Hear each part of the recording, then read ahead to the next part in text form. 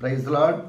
మన ప్రభు అయిన యేసుక్రీస్తు నామంలో ఈ యొక్క లైవ్ చూస్తున్న వారందరికీ ప్రత్యేకమైన వందనాలండి. దేవుని బిడ్డలారా, మనము బైబిల్ గ్రంథము చదువుకుందామండి. చూడండి, పవిత్ర గ్రంథముల నుండి యోహాను సువార్త 20వ అధ్యాయం అండి. 1వ వచనంలో ఒక మాట ఉంటుంది.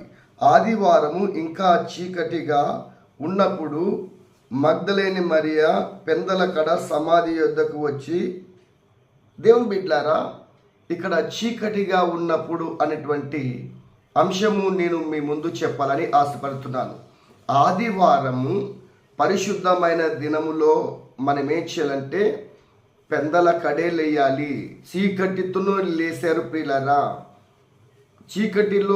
చీకటితో తెల్లవారక మునిపే లేశారు.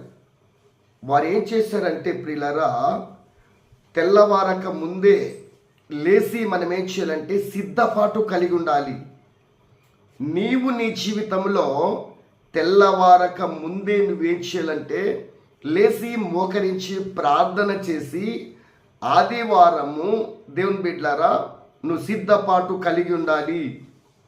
ముందు రోజునే నువ్వేం చేయాలంటే శనివారమే, రేపు తెల్లవారితే ఆదివారము అని నువ్వేం చేయాలంటే ప్రియులారా ఏ పని పెట్టుకోకుండా నువ్వు సిద్ధపాటు కలిగి ఉండాలి. సిద్ధపాటు లేకపోతే ప్రయోజనము లేదు. ప్రియమైన సహోదరి, దేవుడు నీతోనే మాట్లాడుతున్నాడు. నువ్వు సిద్ధపాటు కలిగి ఉండాలి. ఆదివారము చీకట్లోనే నువ్వు లేచి మోకరించి ప్రార్థన చేసి అన్ని పనులు చక్క పెట్టుకోవాలి. రెండవదిగా పెందల కాడే లేచి వాళ్ళు ఏం చేశారంటే యేసయ్య సమాధి యొద్దకు వచ్చారు. దేవుని బిడ్డ, నువ్వుగా ఏం చేయాలంటే మొదటిగా చీకట్లోనే నువ్వు లేయాలి, పెందల కాడ లేయాలి. ప్రియులారా, నువ్వు అన్ని పనులు చక్క పెట్టుకుండే వ్యక్తిగా నువ్వు ఉండాలి. పరిశుద్ధమైన దినము ఆదివారము. నువ్వేం చేస్తున్నావంటే ఎప్పుడైతే నువ్వు నెగ్లెక్ట్గా లేస్తున్నావో ప్రియులారా, మన పెందల కాడే 3 గంటలకే లేచి ప్రార్థన చేయాలి, 4 గంటలకు లేచి ప్రార్థన చేయాలి, లేకుంటే 5 గంటలకల్లా మనం రెడీ అయిపోవాలి. ఆదివారము దేవుని బిడ్డలారా నువ్వేం చేయాలంటే పెందల కడే లేచి మోకరించి ప్రార్థన చేసి అన్ని పనులు చక్క పెట్టుకుంటున్నావా? దేవుడు నీతోనే మాట్లాడుతున్నాడు.